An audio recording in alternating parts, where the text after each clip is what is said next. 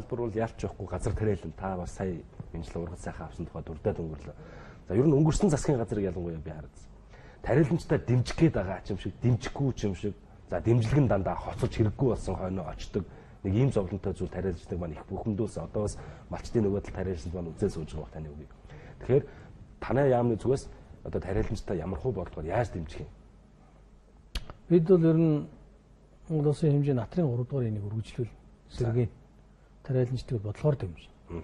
Монгол улсын хүнсний аюулгүй байдлын тухай асуудал, Монголын хүнсний стратегийн гол бүтээгдэхүүн, бид махтай, гуралтай энэ стратегийн гол нэрийн бүтээгдэхүүнүүдтэйгээ байж ээж хүмүүс хүнсний ногоотойгоо тийм ээ байж ээж бидний амьдрал явнаа да улсаар.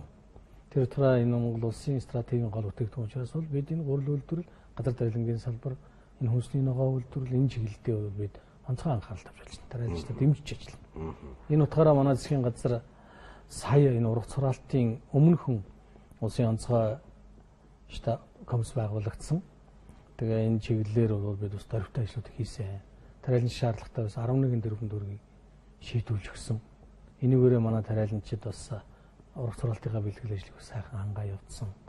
За мөн тариаланчдад шаардлагатай байсан, ургац хураалтын үе шаардлагатай байсан түнш шатхууныг урьдчилгаа төлбөртэйгээр олгоод ургац хураалтандаа задлан дижээлдээ зарцуулаа явуулчихсан. За мөн яг тариалангийн гол үрс нутгийн 100 орчим километр газар замыг хугацаанаас өмнө яаралтай засаад сэлбээд тэргээр чинь улсын ургацын будаа явдаг.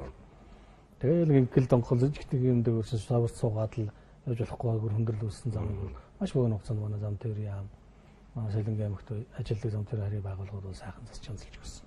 Улсын төсвөөс мөнгөний гаргаж өгсөн. За мөн тариаланчдын хөдөлмөрийг үнэлж бид бас энэ техник шатхуун, за үрийн будаа, хор гербицидийн дандаа урьдчилгаа төлбөртэйгээр зээлээр олгож өгсөн. За мөн тариаланчдын будааг бол бид бас ер нь том боломжийн үнээр үнэлж авсан. Нэг тонн будаагийн 560 мянган төгрөг хөдөлж авсан. Энэ бол бид судалгаа хийлгэсэн. Тэгээ ер нь тариаланчдын дундаж одоо тарай будаага борлуулах нөхдөг хэд байх вэ? Нутаг зардал нь хэд байх вэ? Цаана хэдэн баригчтай байж болох вэ гэдгийг бид бас харгалзаж үзэж тооцож ээж бас энэ үнийг гаргасан. За манай тариаланчд бол өнгөрсөн жил бол бас ганд нэрвэгдэж бас маш их хэмжээний бизнесийн хувьд хөндрөл бэрхшээлүүдийг амссан сэтгэл зүйн хувьд. Тариаланчд бол 2 жилийн хөдөлмөрөөр нэг жил хугацаа авч үрдэмгээ хардаг болсон ч үү дээ. Тийм учраас бол энэ хүмүүсийн хөдөлмөр сэтгэлийг бол онцгой анхаарах хэрэгтэй. Байгаль хангаагаас хараад тэгээ маш их техник ажилтдаг, маш их хүн хүч зарцуулдаг, цаг хугацаа шаардсан, богино хугацаанд технологийн дагуу ажиллаж ургацаа авах юм шаардлагатай. Гэт олон чухал асуудлууд байдаг учраас энэ бүхнийг харгалзаж үзэж чинь тариаланчтай бол бид түрээс дэмжих хэрэгтэй гэсэн бодлого байна. За баярлалаа. Тэгэхээр та бүхэн ярилцах хугацаа ерөнхийдөө өндөрлөж байгаа сүүлийн хоорондоо юу бас танд үлдээ гэж бодсон. Малчид тариаланчтай бас өвлийг үнэтэй давахт нь салбарын сайдын одоо урайлгаас хэрэгтэй байх. Ер нь одоо хатуу өвлийг бол монголчууд нийтээрээ одоо ингэж давж туулдаг тийм ээ. Тэгэхээр нийт үзэгчтэй бас хандаж энэ өвлийг үнэтэй давахаас урайлгыг бас хэлэх болов уу гэж бодож байна. За тэгээд ер нь манай монголчууд энэ боёд малынхаа боёнд, хэдэн малынхаа боёнд ер нь өсөж үзээгүй. Таарч үзээгүй, зовж үзээгүй юм сайхан амны ишгтэй ард түмэн шүү дээ.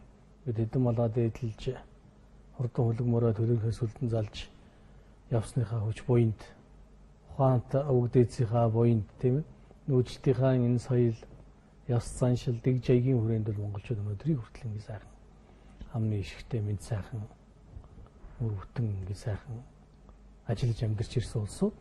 Тэгээ яг өвлжил таваржилтын асуудал хүндэрж байгаа энэ нөхцөлд бол манай малчид өөрсдөөсөө шалтгаалж бүхний үндсэндээ бэлтгэлээ хангажсан сайхан байж байгаа. За зарим бэлтгэл нэмээ хангаж чадаагүй улсууд бол бас санхүү хөрөнгө мөнгөний дутагдaltaй, хүн хүчний дутагдaltaй талуудаас үүдчил одоо тийм жоохон өндөрлөг бэрхшээлүүд байгаа болохоос биш өвлжил таваржилтын бэлтгэлийг хангах гэхгүй байх юмсан гэсэн бодолтой бол байхгүй. Энэ болгон дээр нь бас төр засгийн төвөөс бас нэг жоохон дэмжиж туслах юмсан гэж бодож хичээж ажиллаж байгаа юм. Ингээд нийт малчидаа өвлийг өнтэй давж хаврыг одоо бас хавртайгаа энэ сайхан золгож төлмөл нь бүрэн бүтэн малгын тарган сайхан өвлжихийн өлзөйтэй өрөөлийг өргөн дэвшүүлээ. Нийт Монголынхаа ард түмэнд бас бидний нөөцийн соёл уламжлалыг одоо уламжлалаа түшиж бид бас Монгол даяараа хаталт аянаараа энэ өвлийг бол мэд сайхан давнаа гэж итгэлтэй. За их баярлалаа таны ажил амжилтсан. За их баярлалаа. Тэр үзэгчдээ ярилцлагын нэвтрүүлэг энэ хүрээд өндөрлөж байна. Дараа 7 өдрийн цагтаа хэрэг ууслаад байна.